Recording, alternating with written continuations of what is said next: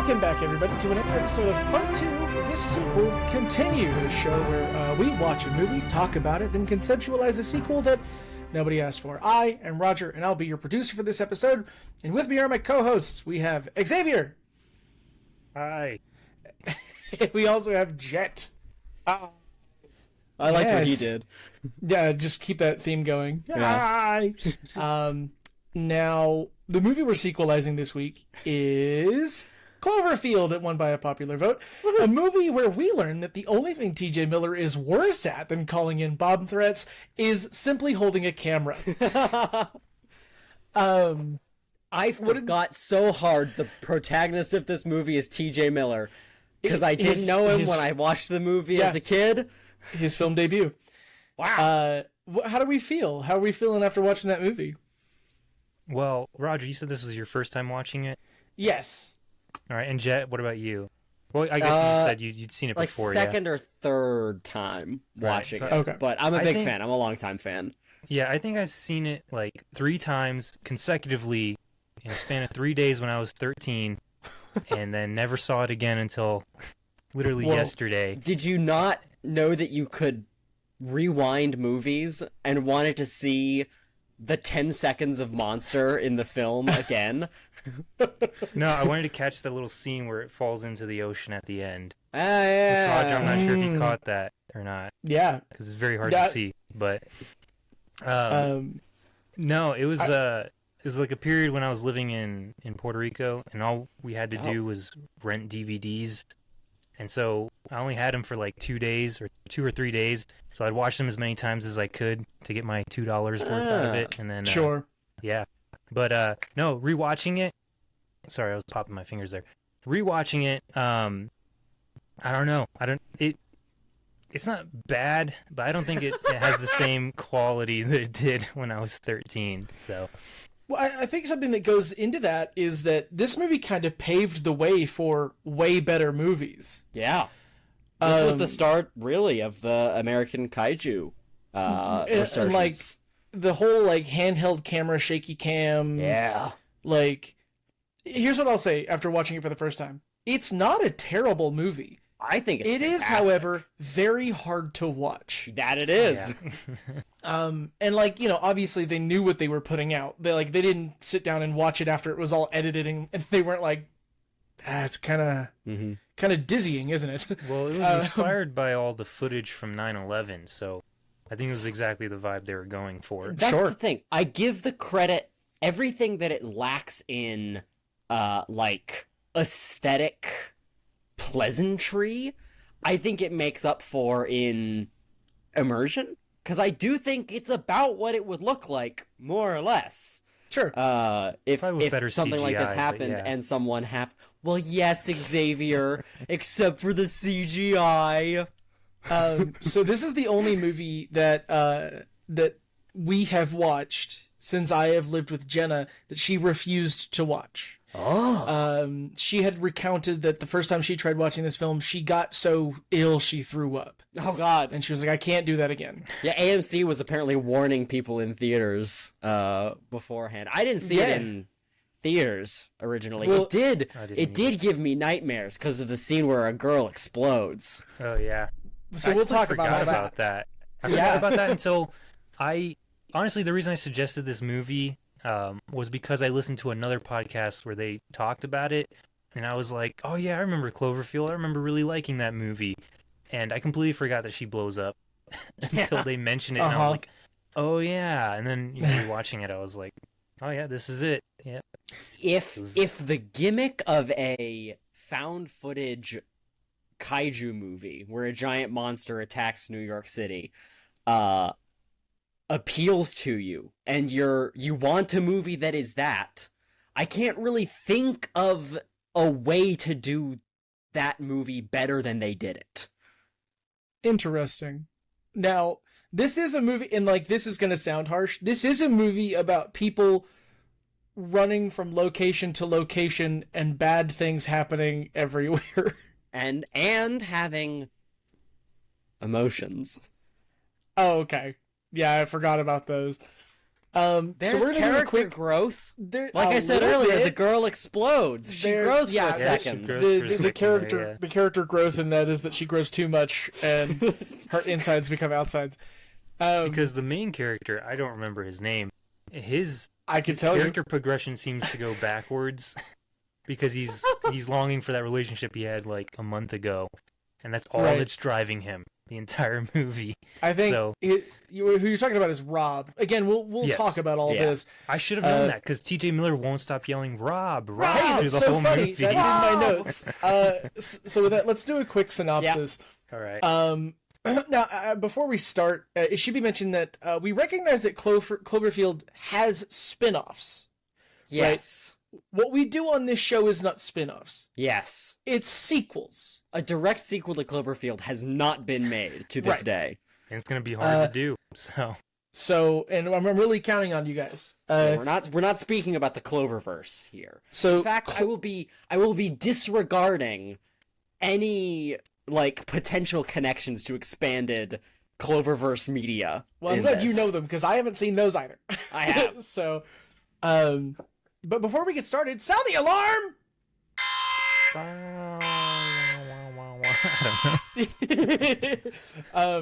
They just play the yeah. sirens at the end of the movie. Here we go. The nauseating footage from a personal camcorder is recovered by the U.S. Department of Defense in an area formerly known as Central Park, bearing a disclaimer stating multiple sightings of a case designated Cloverfield. The camera contains 2 sets of recordings mixed together. The earlier footage shows Rob and Beth in her father's apartment above Columbus Circle before embarking on a date across New York City and to Coney Island. The later footage shows Rob's brother Jason and his girlfriend Lily as they throw a farewell party celebrating Rob's new job in Japan. The camera is passed off to Hudson, or HUD, Rob's best friend, who is then tasked with getting goodbye testimonials from all of the partygoers. There's a bunch of drama at this party that in no way is revisited or cared for later in the film, but it is something that can be interrupted by what most people are confusing as an earthquake. So to get a better look at the earthquake, they all move the party to the roof, where they see a massive explosion, and decide that maybe it's time to leave. HUD continues recording for some reason. It's all he has, man. Yeah, It's all yeah. he has. Oh, I should mention here, because I didn't write it down, there's a girl at this party named Marlena. HUD really likes Marlena. Yeah. It's absolute mayhem on the ground level as the severed head of the Statue of Liberty is hurled through the city and conveniently stops right at the front door of our party's house. In the chaos, HUD spots an enormous creature several blocks away, collapsing the Woolworth building before finding refuge in a bodega with his friends. Once things seem safe enough, the crew all leave this relative safety to find that the film's budget just got way bigger. HUD, Rob, Jason, Lily, and Marlena sit and or stand amongst the rubble of a partially destroyed city and argue about what the best way would be to get the hell out of Manhattan. They all come to the conclusion that the Brooklyn Bridge is their best bet. While they, and literally everyone else who had this idea, are attempting this plan, Rob gets a phone call from Beth, and this is somehow enough to separate the group. Then a surprise tentacle destroys the bridge, killing Jason in the process. Everyone now has to run back. Looting starts surprisingly late when Rob really needs to charge his phone. They head to a closed electronics store. Sorry, I say closed, that's in quotations. A closed electronics store where news reports on the televisions show the Army National Guard attacking the monster who is dropping little angry baby crickets or something. Also SpongeBob is on. Yeah. Rob listens to his voicemail and hears a potentially final message from Beth, who claims to be stuck and bleeding. Rob, followed by HUD, Lily, and Marlena, venture into Midtown Manhattan to rescue her. Beth, that is. TJ Beth Miller says is- Rob is- for the next 5 minutes, and then find themselves in a battle between the creature and the whole military. All of them. Yeah. They run into the subway, an almost free idea, which I feel like should have happened first. And after a rough phone call with Rob's mom, they decide to, quote, walk the tunnels. They find that a legion of rats are all fleeing in the same direction, and the team is attacked by the aforementioned angry little baby cricket things. While saving Hud from one of these little things, Marlena is bitten, and it doesn't look very good. The four escape the subway and enter an underground mall where they are found by soldiers and taken to a command center nearby. When Marlena begins to bleed from her eyes, she is forcibly taken into a field hospital and explodes. Maybe I should say that again. A bite from the cricket babies makes one explode. This is not really delved into very much. But moving on, Rob, still intending to save Beth, persuades one of the military commanders to let them go. He is informed that when the last evacuation helicopter departs, the military will execute its hammer down protocol, which will destroy Manhattan in order to kill this monster. The surviving group travels to Beth's apartment building, which is leaning on a neighboring skyscraper. Yeah. They walk up 37 flights of steps so that they can enter the roof of Beth's building, where the group finds Beth impaled on exposed rebar. Hold on, I want to say... Oh, yeah, go ahead. They literally try to take the elevator first. Oh, yeah, they try to take all the elevators. Yeah. They're like, I guess we gotta go up the stairs. Dang, man. So, they... monster's out and I gotta go up the stairs! Oh. They free Beth from this rebar pain, this chest full of rebar, in a way that makes me think she should be dead. It went all the way through her torso, and they just pull her off, and minutes later she's running through the streets. It literally looks like it's inches from her heart. Right, But yeah. we'll get into that. The heart is actually a more central organ than people think.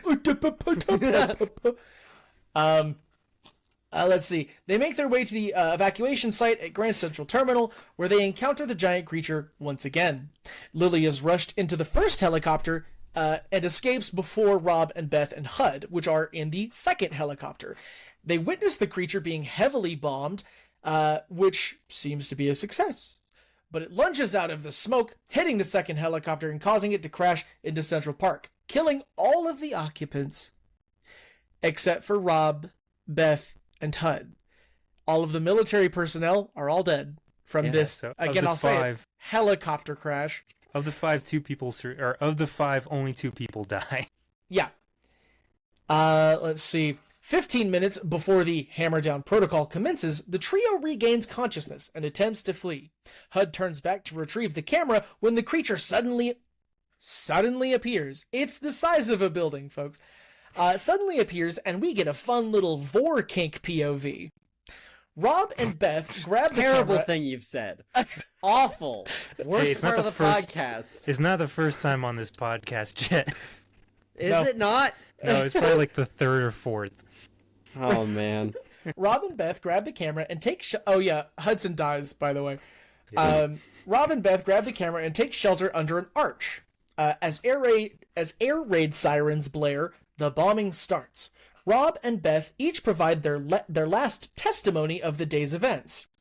The bridge begins to crumble, the camera is knocked out of Rob's hand and buried beneath the rubble. Rob and Beth proclaim their love for each other just as the bomb explodes. The camera freezes up just before the footage cuts.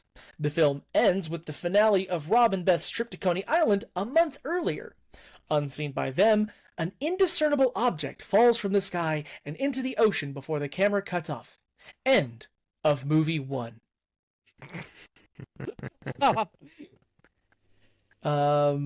So yeah, that's all of that is what happened. There's a few notes that I'm sure each of you have. We can discuss them now if you like. I don't have a ton of notes, actually, on, like, the movie itself, because it's a pretty straightforward narrative. I mean, they're running around, trying to survive, trying to rescue a girl who might be dead, arguing, sometimes dying, and encountering the monster a lot. Yeah, it's a really straightforward film, and it's not long. The movie's like an hour and 20 minutes long. It's 85 minutes long, which is exactly how long a DV tape would last. Oh, that's sick, actually. Yeah. That's pretty good. That's pretty good. I didn't realize that. No, it's efficient. It, I think it does what it does quite well. Now, there has been a lot of talk of, well, I'll say that. Xavier, do you have any comments on the film? Notes and comments? No, not really. I forgot T.J. Miller was in this until I started, rewatching it and whatnot. And he does all right. He's really the only character that kind of keeps you in it and stuff. I think the funniest part, his funniest line is when they're in the subway and they're like, "How scary would it be if a flaming homeless guy ran at us?" But I really liked Beth, who has been stabbed in her apartment the entire film until they find her, has no idea what's been going on the entire time. So we get to have a person late in the film react to the monster again. Yeah.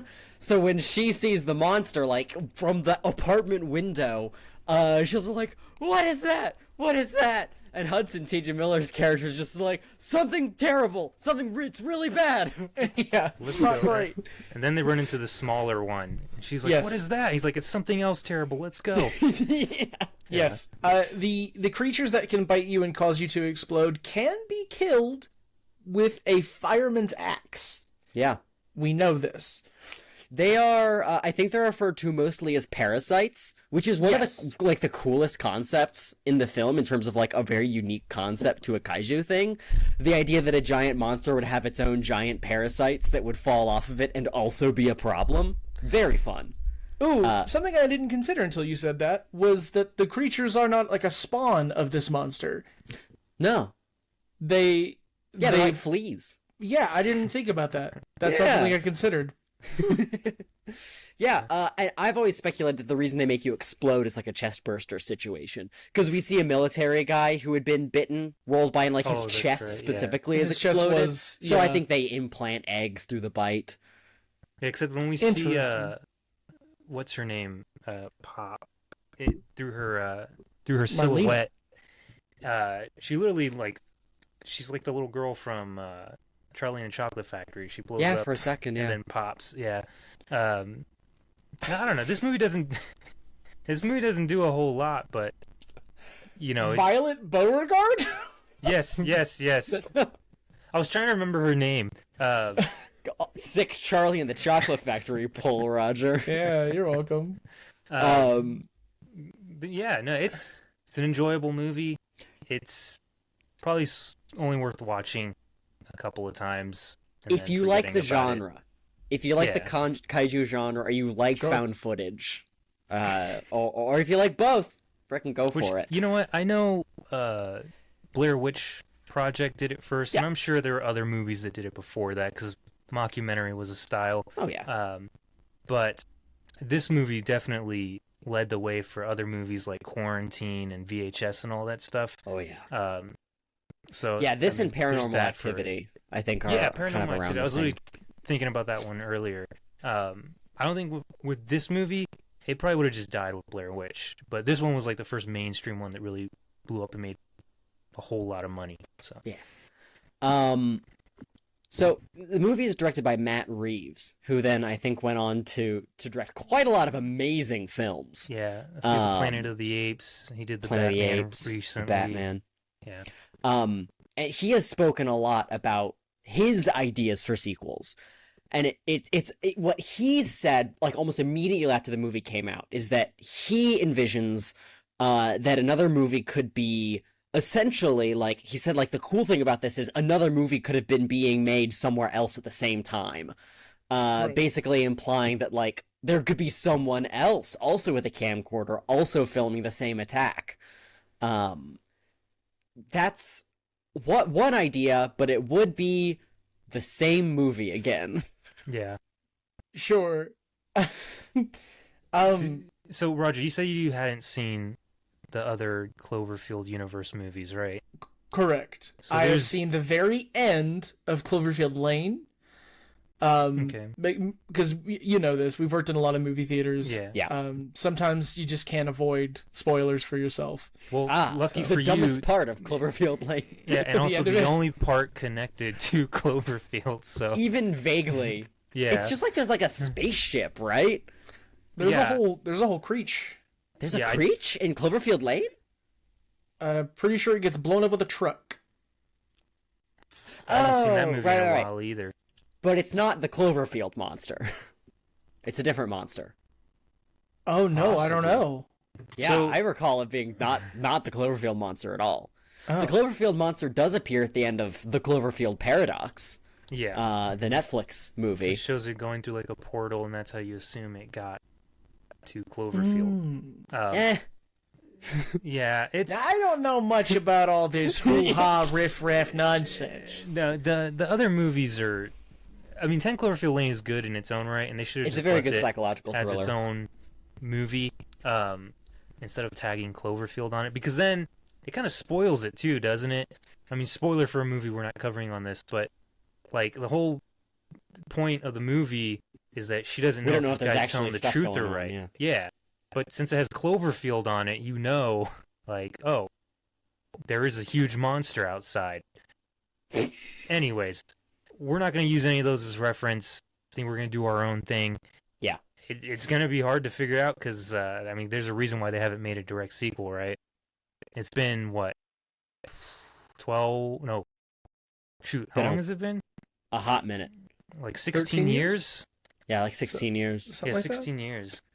Oh, man. So, So, I've got a few ideas, right? There's Matt Reeves' idea of the same events from another point of view.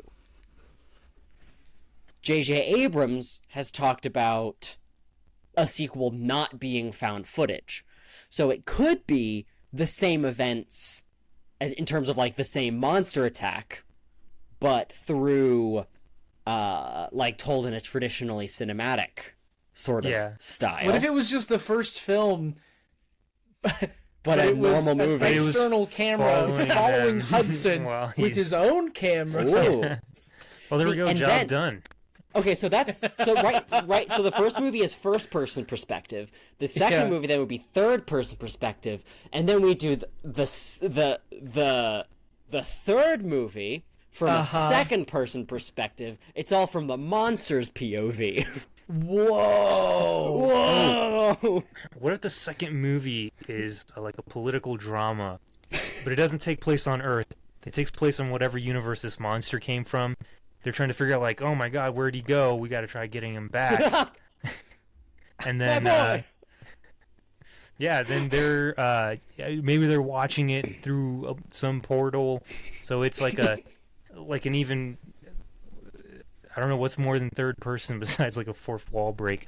We're watching a theater of people watching no. Cloverfield. The sequel is like a camera, like a handheld camera, being illegally like in a movie theater, showing just- the events of it's a just- sequel. It's just a bootleg copy of the first movie, like Right. shot in a theater with people like getting up to go to the bathroom. Yeah, and stuff. getting I do think, right?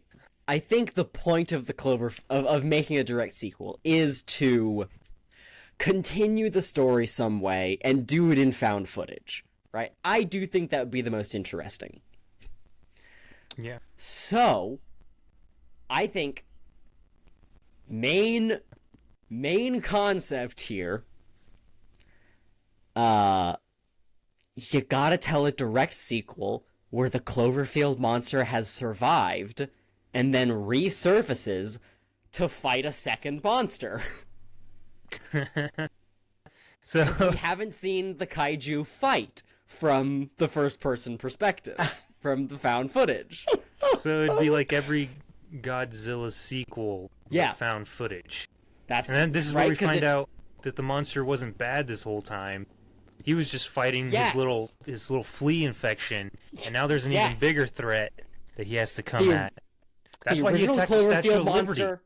Yes, he was a refugee, the last surviving child of an alien planet launched from a dying world, onto Earth. He's Superman. Okay, I was like, someone's gonna say it. I have And then to say it. in the second movie, he has to come to defend his new home from some new invading monster from space. Yeah, maybe like a bald guy with a bunch of money. Just a big, giant, bald man crashes into the ocean and says, "Real estate." Yep. Oh, you know what? What was the Gareth Edwards Godzilla movie? You know how it follows the humans mostly, but Godzilla is like trekking across the planet to get to San Francisco or wherever it was. I can't remember, but it's because there was another kaiju. Yeah. That was appearing. What if in Cloverfield it was the same thing, but this monster landed in New York, but there's another one on the other side of the country, and so we could follow somebody's found footage in, I don't know, say San Francisco or Seattle or something, as it's a completely different monster, which could possibly lead to another movie where the two monsters collide in Nebraska or something. You're thinking so far ahead. You're thinking real franchise. Can I actually say how much I love the idea of a Midwest monster battle? That there's just plenty of happens space. in like You said, South would you say? Dakota. I said there's plenty of space, so Yeah, that's what I'm saying. Like, all the collateral damage would be like a barn. yeah. See, then it's kind of like mile marker. Nope, right? Like you can have people like on horseback or like Twister or whatever, or like, you know. Oh, you know what? Screw the city. Yeah, let's just do like like some rural town being attacked by like a giant kaiju. What does that look like? And then since it's found footage, a good chunk of the movie is them just driving through cornfields. The movie is short. Where do we go? Clearly that way, and then they do. Why not? Hey, it would be low budget for sure. Something I do want to pitch here is that one of the main cast members, I believe, survived. Lily, yeah. Lily. The girlfriend of the brother. Oh, and Very good. Apparently the dude that Beth brought to the party, he left Manhattan like immediately after he left the party. So, oh, yeah. Because he wasn't in the apartment with her. Travis. Yeah. He made it out. We could follow Travis. He did have a good night. Yeah. Well, I mean, was it Robert said good luck? Yeah, good luck, Yeah, Travis. he said good luck tonight. Good luck, Travis. Yeah. And Travis gets out of Manhattan. Yeah. Dude's got spells. He made it happen. The thing is, one thing that I want thinking about this is if we want this to be a franchise, we need to make the Cloverfield monster, whose name is Clover. Okay. In pre-production, they called it cheese. Clover. Or cheese. Yeah. Or slusho. I think cheese was literally the name they gave the production to keep people from finding out. Yeah. Oh. So I'd have to Clover. check that, but I want Clover to be a franchise material monster, but Clover looks bad and gross. Yeah, So there's something very not mascot-like about Clover. So that's why I think if Clover was just a baby, right? This is the Superman pitch. And then we zoom forward when Clover appears again to fight a new invading monster. They can be kind of grown up, and like they've got some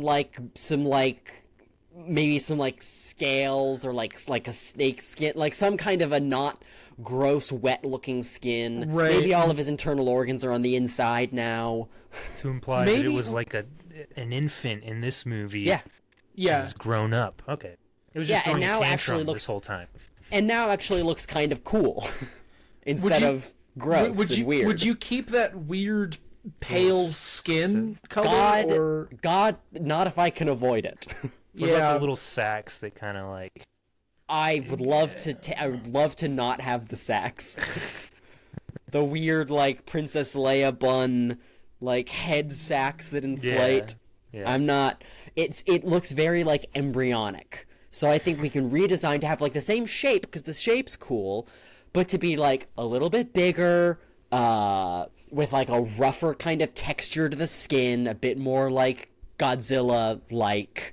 I don't know if this means anything in the moment, but this is giving me. I just wrote down a couple words, and it gave me an idea for maybe even a possible spin-off podcast. But Movie Monster Makeover is pretty good, I think. Today we're yossifying King Ghidorah. That's what I'm saying.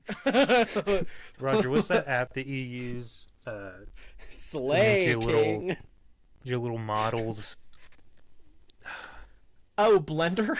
Yeah. We can recreate them in Blender. There you go. Yeah, that's good. There's a couple more Udemy classes I gotta go through. But yeah, I'm sure I could figure it out. So we're giving the monster a makeover in that it did survive. It did survive, went into the ocean, and has been growing under the ocean, eating fish, I guess. It'll affect the trout population, but, you know. It's eating all But now those we have a new nuclear protector submarines. of our world. So how long in the future will it be then when it reemerges? 16 years. 16 I think so. years. Okay. Yeah, unless you want to give everyone flip phones. It would make things easier to explain. Yeah. Although the iPhone Okay. did exist when this movie came out. Gross. Okay, so beginning of movie, are we following an are we following multiple people? Is this I forget the word whenever a movie has like a whole group of main characters. Ensemble. Ensemble. Thank you. I I was think gonna that say would be entourage. that would be an easier way to tell, like, the full story of this second monster crash landing. So perhaps it starts and then, like, whoever is filming this first monster, or this new monster that crashes, ends up freaking, like, beefing it, at some point as this second monster just destroys an entire city in the opening sequence. So this takes place in like current time, yeah? Yeah. Okay. I like the idea of mashing multiple cameras from different places. I was going to suggest like a TikTok hodgepodge montage of like just different people experiencing the different monsters. A bunch of video essays on YouTube. Yeah. Yeah. I think that's cool. No, I love the idea of it as like a multimedia thing. And you even see like stuff people were like saying about the original attack. You just like conglomerate all kinds of coverage. You can cut to any visual image and show that. People are posting on their Snapchat stories and Like CCTV footage. yeah. That's a cool way to kind of comment on how much more everything is filmed in the modern age. Yeah. Because, like, yeah, now you don't actually need one person who happens to have captured a wild event on a camcorder, right? That's now, like, top secret, held in government control. Like, no, everyone would be filming every angle on anything happening the entire time. Yeah. It would be on everything. I mean, you know, the iPhone existed in 2008, but it didn't shoot video. It was just a little touchscreen phone. So yeah, we could have an unlimited amount of characters in this movie. I think that's... No, go ahead, Roger. Well, no. I want to hear yours. I was gonna say, I do think it's kind of a shame that, like, T.J. Miller's character died, because he is, like, he's a bit more of, like, a well-known face now. And if you could get him back in this, He's in also some capacity... pretty controversial now. Yeah, Yeah. Jett, I don't know if you know this. Did he do evils? Well, Roger mentioned I won't it justify earlier. him. I won't justify him in any of his actions.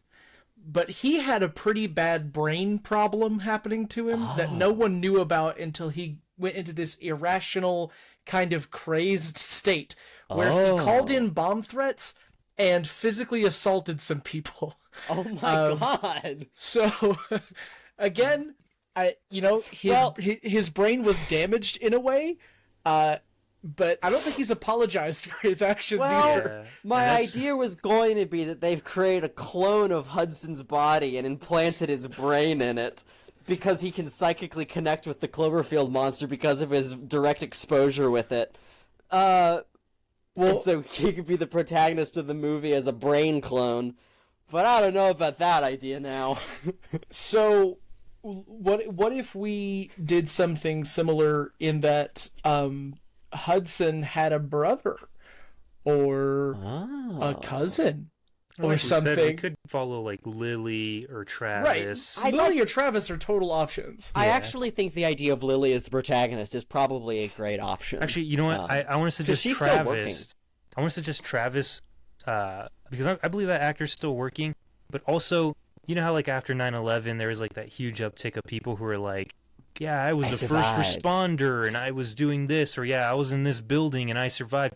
Travis can be like the asshole lead who tells everyone that he was in the city and survived when really he left like moments before it happened. Wait, can I kind of combine these ideas? I like the idea of him being like a foil in that way. No, go ahead, Roger. Sure. I'm going to bounce off of that. Yeah. Is that we follow Lily. Lily is the main character. Yeah. But she is running a campaign against this Travis guy who wrote a book about his events, or about his time in New York as it fell. Oh. Right. And like he wrote this book, and she's like, he wasn't even there. Yeah. He does like, not know what happened. He can make himself out to be like a hero, and he saved a bunch of people, and he hit the button that nuked New York City or whatever, and she can be like trying to discredit him. But as the monster reemerges, they have to team up and help each other survive. And he gets to experience firsthand this time what it was like. And what if they both end up like kind of getting influencer status, him with sort of this like stolen valor thing, and then she isn't wanting any kind of like fame from her trauma. She's just tried to move beyond like the loss of her boyfriend and her friends and everything.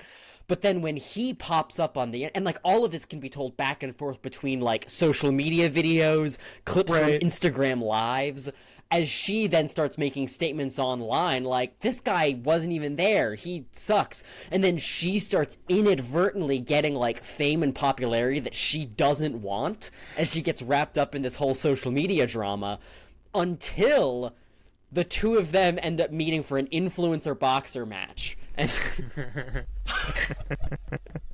and then that's when the second monster attacks. And then we get to see a boxing match between two monsters. No, I love the boxing match they did because then it kind of like lends itself to the overall arch of the movie. Yeah. Guys, I don't even know what to write down right now. This is highly satirical, but I like that idea. They made it for, at the very least, it's going to be like some kind of like public debate, or like on some like news program or Why convention. Like what if CloverCon is a thing at this point, and like it's been 16 years, and like there's like still like fans for the monster or whatever who are like woo, they've got like plushies for the monster, and like they've romanticized the whole tragedy. And so Lily shows up to debate Travis at CloverCon, and try to set the record straight for what this was actually like, and be like, no, this was horrible. People died. My boyfriend died. What if she was an activist protesting this con? Yeah. But, like, obviously, no matter what attention she gets, it's going to, like, kind of advance the soapbox, so to speak. Yeah. Meanwhile, Travis is just getting all this money, right? So like he wouldn't have anything against these kind of events. I mean, maybe at this point he's like running for office, so he has a lot to gain from it, and she's just trying to set things straight. And then and so they're in like Chicago or Seattle, probably Seattle. A lot of conventions happen in Seattle or Portland, somewhere like that. When like word hits of this second monster that has like made landfall, like a few cities over, and is making their way towards Seattle, they're trying to escape, and then from the ocean, here's the new risen, grown-up, matured form of Clover stomping across the city, and the two beasts clash. But this time, Clover, who has been has grown a little bit and has been sneaking around, has maybe even gained some intelligence and has been observing humanity a little bit from outside, is moving carefully, trying not to step on people, and catches a bus thrown by the other monster and sets it back down. And all of this is oh yeah, what if they're what if Lily and Travis are on a bus running away, and this second monster comes over and picks up the bus and hurls it at Clover, and you're oh no, it's all gone wrong. And then Clover carefully catches the bus and sets it back down. And that's the midpoint twist where we realize that oh, he's on our side! Yay! Okay. All right. So I'm so sorry.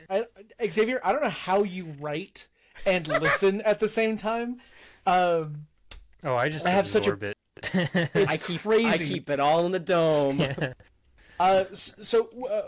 Just to kind of recap what we have so far, Lily and Travis are two of the many, quote, survivors of the Cloverfield event. Yeah. Manhattan is destroyed. Oh, yeah. There's nothing left of it.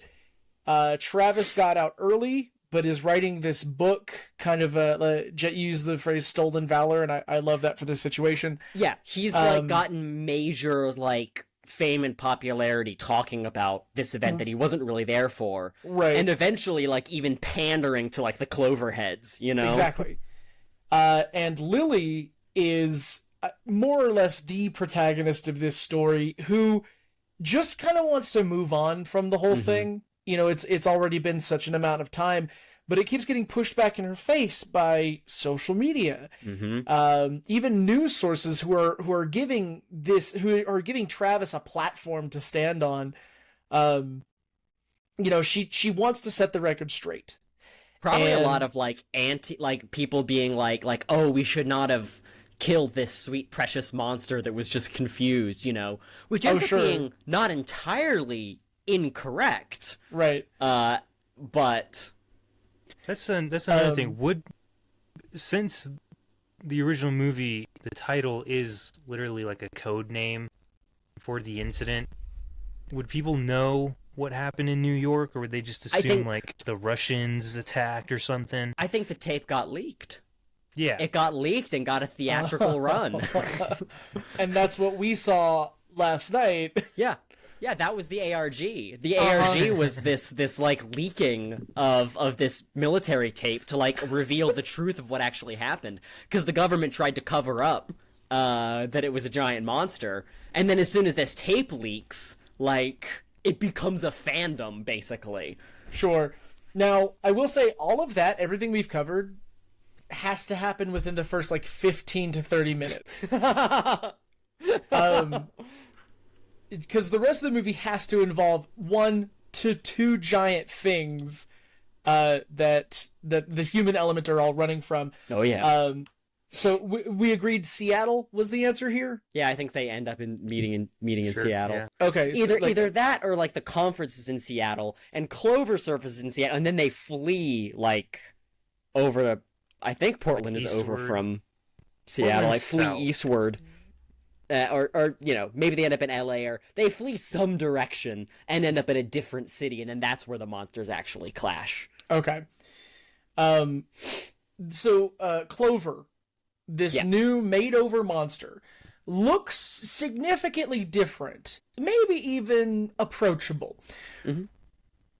What is the What is the moment? Other monster look like? There's that. That's my second question. My first question is, how do they know it's the same monster as? How do they know it's the same Clover? Same shape, same same jaw, same huge big mandible arms, just this time with eyebrows. Now with friendly Thorborn eyebrows. Yeah, it's got a big clover leaf tattoo somewhere. Yeah, so of course. He's inked up. It's familiar with the lore. But yeah, what is it fighting? Yeah, this thing that it's going up against has to be, I mean, at least on par with the first movie's monster, right? It has to be somewhat hard to look at. Yeah, absolutely. Maybe it's man-made. Like the U.S. Army started developing its own creature to fight back just in case, but it's gone rogue. So in the first movie, HUD That's a says, theory. Like, his theory is, like, what if the government did this? But we know it didn't because at the end we see it crash into the ocean. But in Cloverfield Paradox, we see it go through a portal. So They could have taken genetic material from the site formerly known as Central Park. Perhaps even like got DNA from saliva off the body of Hudson. Hey, Oh oh no! hang on, Wait a minute. hang on though. You gotta say it. What? Is it going to be a giant Hudson? They tried to clone the Cloverfield monster from saliva off of Hudson's body, but then some of Hudson's DNA accidentally got into the second monster, and he's having a hard... it wouldn't have his memories or whatever, but it'd be like some human DNA is in there. It would be the monster, but with like his Jewish curls. Yeah, and his yeah. annoying voice. Yeah, I don't know what show it was, but there was a run where T.J. Miller had these really gross like sideburns that went into a mustache. Yeah, Wasn't it looks that, like that. Silicon Valley or something? Silicon Valley. Yeah. I think it's some kind of like terrible, grotesque hybrid of like human and Cloverfield monster DNA. What if when the government recovered this tape, this recording device, they overheard Hudson say, "What if the government made this?" And they were like, "Why don't we?"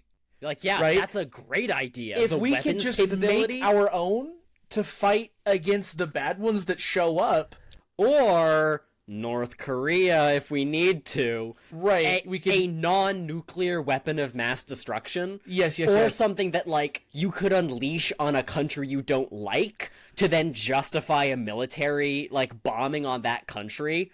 Right. Well, so what you're describing is the end of Watchmen. Not the movie. the comic, yeah. the graphic novel Watchmen Roger, ended exactly that way. Roger, you looked very excited a moment ago. Was that what you were going to say? What was... Yeah, that the second monster is man-made. Yeah. Using, and I mean, Jett, we could obviously use that idea. Hudson's DNA and this alien's DNA. I shouldn't say alien, creature. Yeah. Cloned creature, genetically engineered. My second thing was, what if they just they call it Weapon H. what if they just took one of the fleas, the parasites, and just made it bigger? Oh. Because them's ugly. Them's ugly. There could be some of the flea DNA in there too. Yeah, like maybe it really is like a genetically modified organism. Yeah, and it's like they think basically that like they can implant all of these like electrical nodes in this thing's head that will be able to like apply stimuli and allow them to control it through like simple Pavlovian like pain response. Okay. But they don't realize that there is a human capacity for intellect within this monster. And so throughout the training process, it doesn't become like a broken trained monster. It becomes vindictive and cruel towards humanity. We didn't teach a monster to help. We taught a monster to hate. Yeah. we can make a reference to another Matt Reeves movie. And at some point the monster is asked to do something and they're about to like punish it and he stops and he's like, no. Which Planet of the Apes was that? Was that Rise of the Planet? I think of it was the in the Apes? first one. Yeah, they had him say no in the first Rise. one. Yeah. Cool. So somehow through all these like twists and turns, Lily and Travis start to kind of get along as they're surviving together. They discover that This monster is the same monster from before that was just kind of grumpy about its flea problem, and this other monster, it suspiciously kind of looks like their old friend Hud, but they're not sure why. It's got kind like of the a same coincidence. hair and like It's an got like oversized curly button hair, like up running like all the way down its back. instead of like the Godzilla spikes. Yeah. Yeah. Yes. Yes. Awful. And so the monsters fight. There's a clear winner. Yeah. Probably they have to at some point like commandeer some like military technology or whatever and Sure. and distract the new terrible monster to give Clover an opportunity to use its radiation spit. I don't know what kind of, it has new powers now. Yes. So, I think we have to figure out what the two main characters' goal is, Travis and Lily. Because in the first movie, obviously, they had the stupid goal of trying to retrieve Beth, which was literally a hopeless cause. Yeah. Yeah, what's a goal they can have other than just like escape and live? Maybe it could be like Moonfall, where maybe Travis is running for office and he has like a special like bunker that they can escape to. So they're trying to get to that, and despite the fact that she's been, kind of demeaning him this whole time, like trying to call him out and stuff, he wants her, to help him through the city because she's the only one who's actually survived this monster before. Yeah. As a reason for him not to just immediately ditch her, right?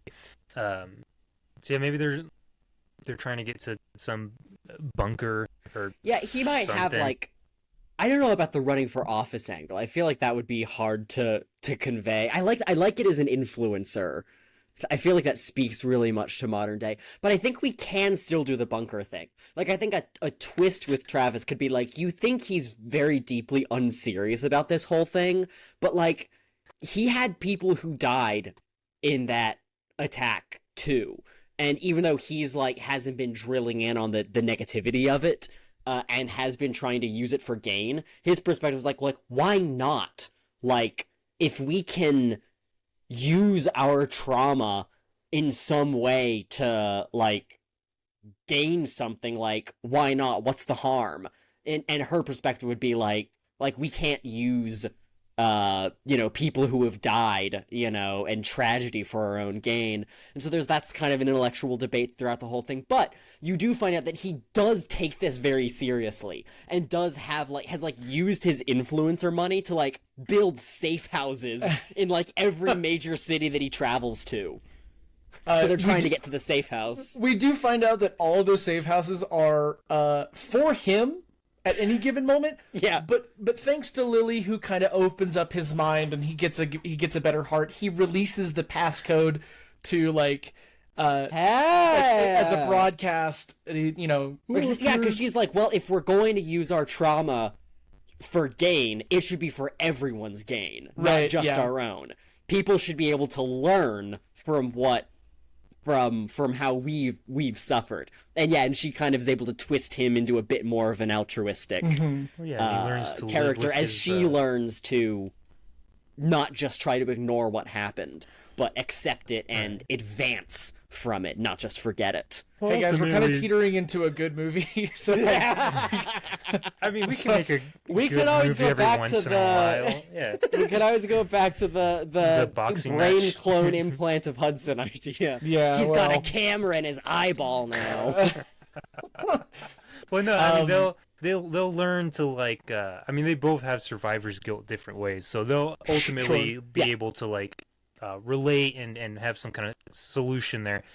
Synthesis, right? Yeah, Right. You find a synthesis of their different perspectives of a good way on how to progress from trauma in a way that does good. But of course, all we care about are the monsters fighting. So, Oh yeah. they'll ultimately have a showdown. The humans will figure something out. Should we? Is this the climax? What would the climax be aside from just the showdown with the two monsters? I'm so sorry, folks. I'm looking at something here. about something. What could it be? Does he know? What is this called? Oh, it's in Seattle. Okay. Sorry, the I was needle? looking. You're looking at I the was Space looking at it Needle? for the Space Needle. I was Yeah. like, The Space Needle, though. Yeah, finale of the movie. They probably end up in another helicopter. And like the helicopter's flying way too close, and Lily's like, "Are you crazy?" And like grabs the controls and like gets the helicopter far away for the action. And we watch from afar as Clover drags the monster up to the top of the Space Needle and impales just the monster. impales it.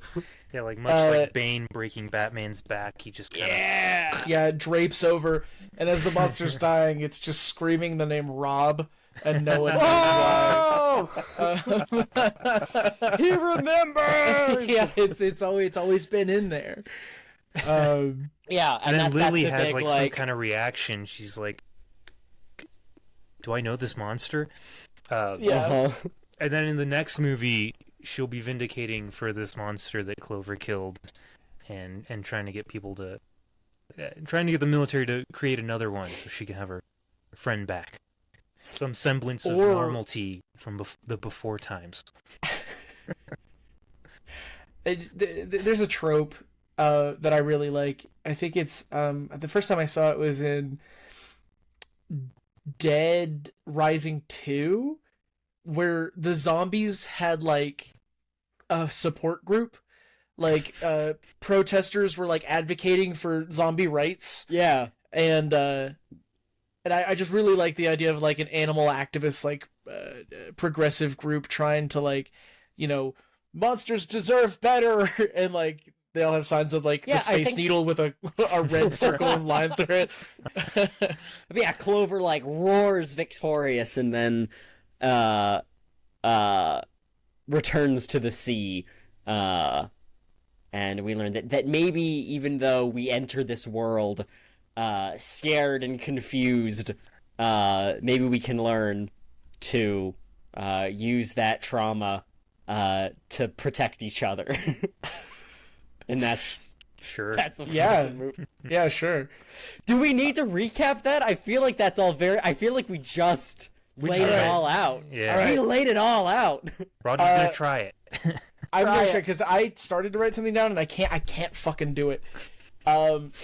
Lily and Travis, the two I'm gonna call them keynote survivors from the Cloverfield event, have survived this long, each coping with this traumatic event in different ways. One's trying to move on, the other one is getting a paycheck, baby. Lily decides that she's going to interrupt the infamous success of Travis, who she knows at CloverCon he's going to be speaking about his book, The Survival of Cloverfield, or I don't know the name of a fictional book. And this is in a world where everyone has seen the theatrical release of the Cloverfield tape, which was the movie that was leaked. Yes. Obviously, his book would be called Escape from New York, but whatever code name they give New York now, because he's not creative. Right. He's not at all. And so she gets there. There's this huge public bout, and as things start to come to a head, where you're like she's gonna get kicked out by security or something, the building begins to rumble. A brand new monster has been spotted. There's news stations playing the footage all over the stadium or whatever. We're cut into clips of various social media feeds from all over the city. You've got, I can't think of a single influencer's name right now. The first one I thought of was JoJo Siwa, so we're going with it. That's so funny. That's the only one I can. Xavier, who's that guy? The Mr. older Hamilton. one now? I don't know. No. I The can't one who think was of- on Vine. Oh, I mean, there's Jake Paul and Jake Paul. and, No. and what's his name? His brother. I can't think of his name right now. It doesn't matter. Logan. Logan Paul is somewhere filming a corpse. We know that. Yes. Yeah, but like a lot of, intermingling, reports coming in from all across the internet, of this new monster terrorizing a town. Somehow we get to Seattle. I forget how we did this. So they're in Seattle for the conference, and then Clover comes out of the bay in Seattle. Yeah. Oh, okay. To fight the monster. And is being attacked by the military as Lily and Travis are escaping on a convention bus. Cloverfield monster rises. They start clashing in the city. This new monster bends down, scoops up the bus, and lifts into the air, and we see its face that looks just a little bit too much like T.J. Miller. and before we can figure that out, hurls the bus across the city at the Cloverfield monster. Anyway, continue, Roger. And Clover catches it very gently and sets it down and pats it on its little bus head. Yeah. And the fight continues. Now, Lily and Travis now have to work together to go through, I'm going to say it, shopping malls, maybe some subterranean train cars. Yeah. I've never been to Seattle, so... The Seattle Underground, the buried city of Seattle underneath Seattle. I don't know anything about that. I don't know anything about true. Seattle. Oh, okay. So... That's a real thing. Hey, that would make it even cooler. That Seattle burnt down, and then they built a new Seattle on top of Seattle. So in the underground of Seattle, they find out that the new monster is a government experiment that went wrong from the DNA of, the monsters that happens in the original Manhattan saliva incident. Pulled off of the body of HUD. Yeah. They get a hold of some military weaponry, and just as things are looking real bleak for Clover, they fire off a shot of some kind of massive, ground-to-air missile or something that hits the new monster, giving Clover just enough time to get the upper hand in the fight. They make it to a bunker where Travis is forced to release the codes to all of his bunkers to the public. He has a change of heart. Right. I think this moment can come before the military technology, where they're running, they're at the door of the bunker, and there's a crowd of people being held back by the military. Right. Okay. And what Travis is gonna go down to the bunker, and Lily's come on, man. I love the idea that he's I've built these bunkers all over the country since I travel so much, just in case this happened again. And she's like, well, we got to let people into your bunkers. They're there to protect people. Let's let people in. And then these swarms of people go in, and they're only designed to fit 5 people. So there's people crammed into these bunkers. Yeah. She says, we already survived this once. Give them a chance. And he goes you know what? You're right. And they run and steal a military jeep with a missile launcher on it and drive it away and allow the crowd to get to the bunker and drive back into the city. Oh, okay. To go help fight. Because the military is launching missiles at both of them indiscriminately, and they're on the radio Clover's trying to protect us. Stop firing at Clover. Really? This is Lily ba-da-da-da-da. I know what I'm talking about. Yeah. And everyone knows her because they've seen the film Cloverfield produced by J.J. Abrams. And so they listen to her, and they turn all of their fire on the new monster, and this gives Clover the upper hand. Continue. Xavier, anything to add? No. Okay. We're getting to the Space Needle, so... Yes. We'll say that this is the moment where they use the military armaments to help Clover get the upper hand. And in the days of this monster's, it was just been impacted by some kind of missile, because I don't know what missiles are called. Clover picks it up. I'll say that they're maybe already near the needle or on top of it somehow.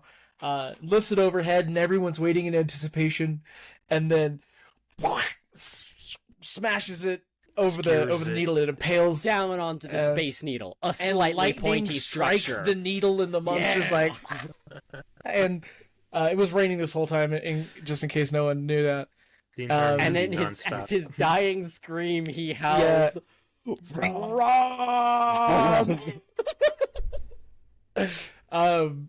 And close up to a new book being written by Travis, that it's just how it really happened, and co-authored by Lily. By Lily, exactly.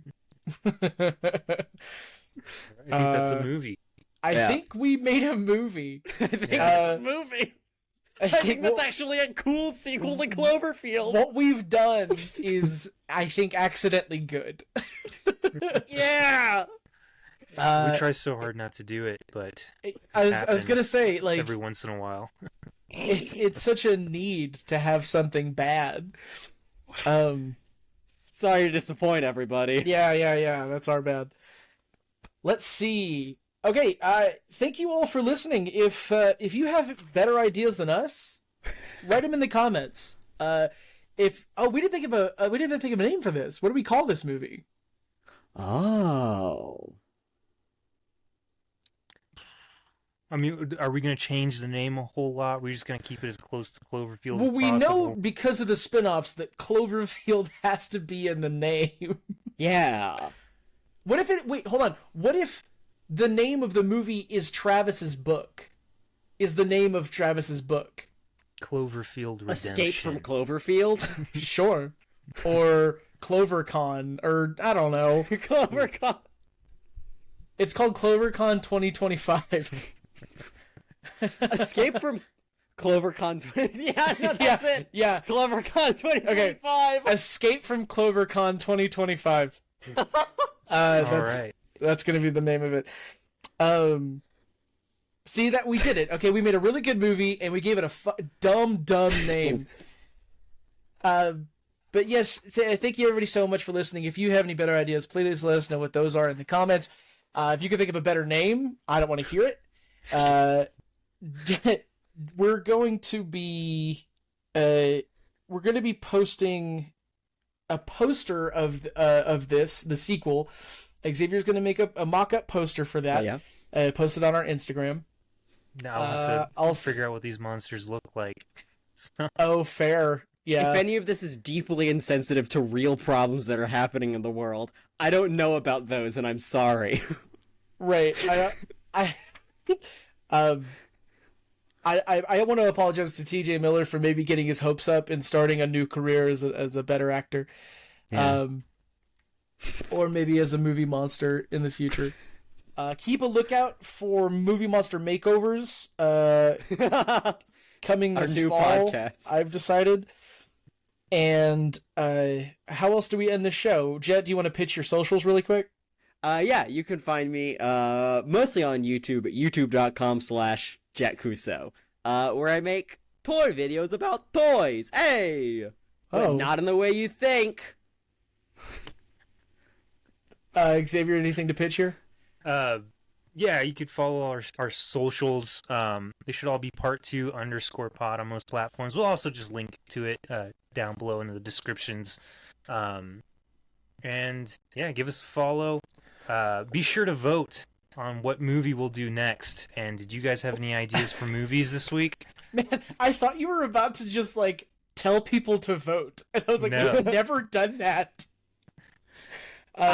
So last time, Xavier, you brought 3 movies of somewhat similar sort of Which, by the way, style. still very lopsided in the results. Yes. Yeah. I have,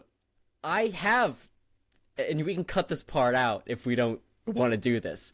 I picked 3 movies that have a similar sort of connective tissue So- between them. You can do that in the next episode. Okay. Because you'll be producing that episode. True. Okay. Fair. I have picked 3 movies What do you got, Roger? for the next episode.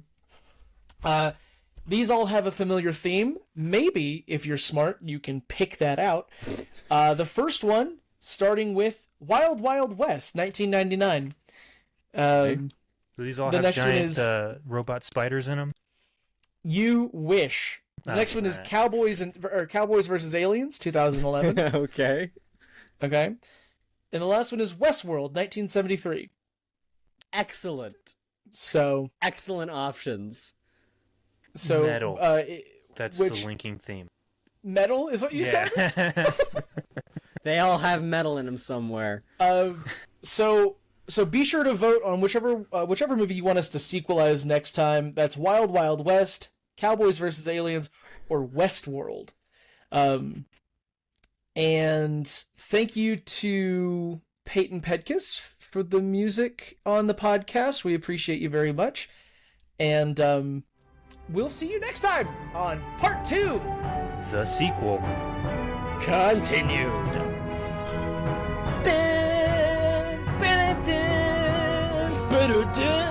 Was that the... What did you think it was? It sounded like Family Feud. I mean, that was kind of the theme I was going for, but...